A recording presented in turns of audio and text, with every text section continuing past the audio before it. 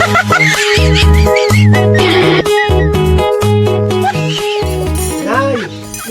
ay kayo nilang stop di yung kuwan. Diatabs. O kaya yung loperamide. Aanin mo?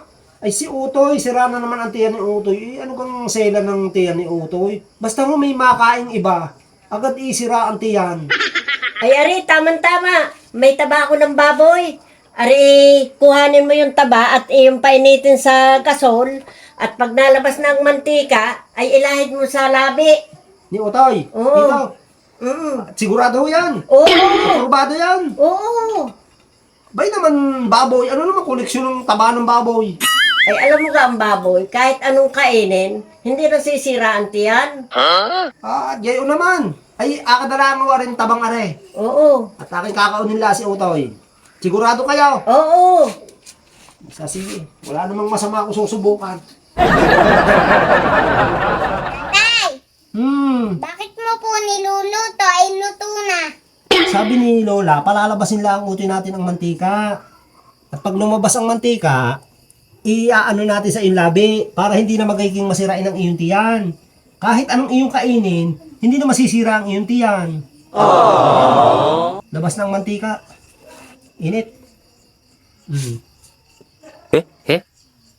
Yan. Yan. Okay na. Hindi na magiging masirain ang iyong tiyan. Utoy, kaya na ikaw. At madami akong ginagawa. Ayaw ko po na re. Kumain ka na. Yan na lang ang ating ulam. Ang gusto ko po ay baboy.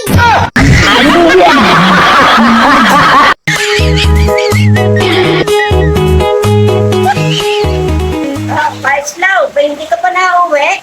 Nakapagkape na. Nakapagsopas na. Eh, ano pang iyong hinihintay? Ako dito na rin kakain, Inay.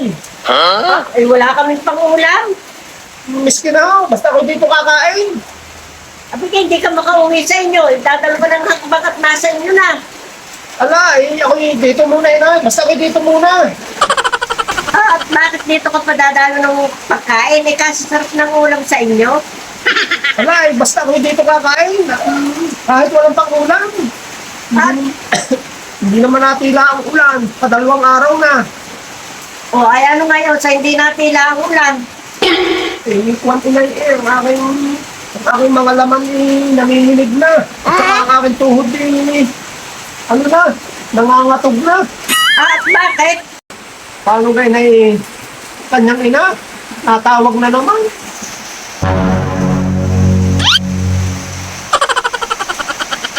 Ay, kayo nga.